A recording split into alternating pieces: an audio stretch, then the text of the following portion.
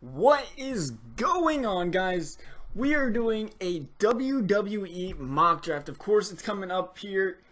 Next Tuesday is the WWE draft. So what would be more fun than going out here and coming up with our own mock draft prediction? This is mine, of course. I'd love to hear what your guys is, of course, as well. So drop a comment below. Tell me what you think, where you think superstars are going. We're going to be going over my top 10 picks for Raw and top 10 picks for SmackDown. Obviously, Stephanie McMahon's in control of Raw. Shane McMahon's in control of SmackDown. So, as always, guys, these are just my predictions. So, we'll see what we're getting. We'll go ahead and get started.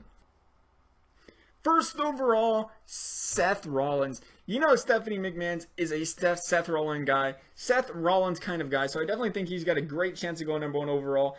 And, you know, being, once again, the main eventer of Monday Night Raw.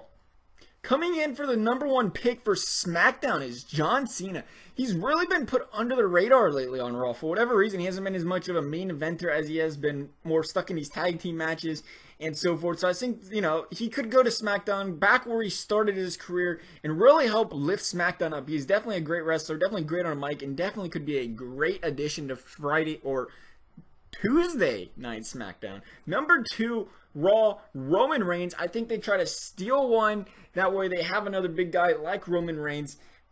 That being said, though, you know, it's obviously a crowd pleaser / not crowd pleaser because they want to keep him face but not heel. So we'll see what they would do if they do draft Roman Reigns on Monday Night Raw. Coming in for number 2 on SmackDown, how about the WWE Champion Dean Ambrose?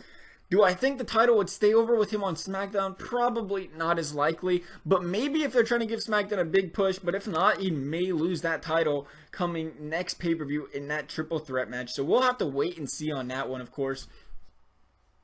Number 3 is the Beast incarnate, Brock Lesnar. Of course, he's only wrestles part-time anyway, so it's definitely a big draft for Raw, but again, it'd be a guy that he'd only show up on Raw anyway. He doesn't really ever show up on SmackDown. Don't see him getting drafted to SmackDown, so we'll keep him on Monday Night Raw, and we'll get on to number 3 for the SmackDown draft.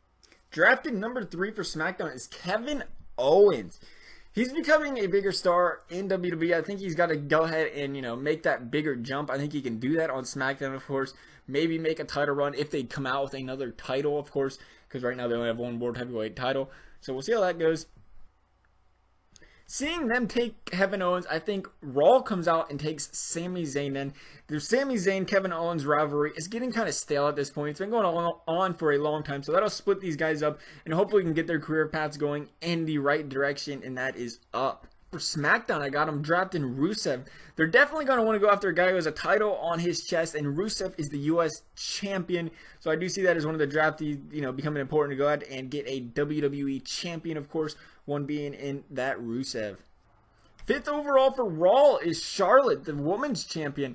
And, you know, the big stress that they're putting on with Total Divas now of, you know, the divas being more important in the shows. I do see a diva possibly even getting drafted higher than this to set the tone for the draft. But I do see Charlotte get drafted high because they want to keep that WWE champion or women's champion on Monday Night Raw. SmackDown's going to have to react. So he's going to go out, and before the divas go, you know, too quickly, he's going to go out and take Sasha Banks. Of course, she's got that rivalry going now, but that can obviously end, start something new for her on SmackDown. She can be the lead diva on SmackDown. We'll see how that goes, though.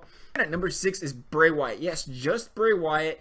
You know, he's obviously the most important key of the Wyatt family. So we're going to go and put him here at number 6 on Raw. He's definitely, you know, got that potential to go ahead and be a star for this company. 6 for SmackDown. How about Samoa Joe? I think we're going to see some WWE NXT draftees in this draft. You know, they're obviously going to be thinking about the future as they are the present. And Samoa Joe can be a future stud for SmackDown if they do decide to bring him up. Obviously, they would be taking a title off of him from NXT. But see if they can bring him up and make him make some noise up in WWE.